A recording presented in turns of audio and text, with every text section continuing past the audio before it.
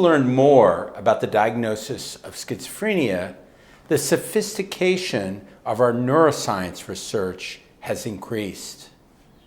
This has allowed us to gather more clinically relevant insights out of post-mortem data. Dienel and colleagues report new findings that examine the structure and function of individual neurons within the dorsolateral prefrontal cortex of patients who have died with a diagnosis of schizophrenia. The new findings suggests that there is intrinsic dysfunction in individual neurons in patients with schizophrenia, and this provides important new data when we think about novel therapeutics.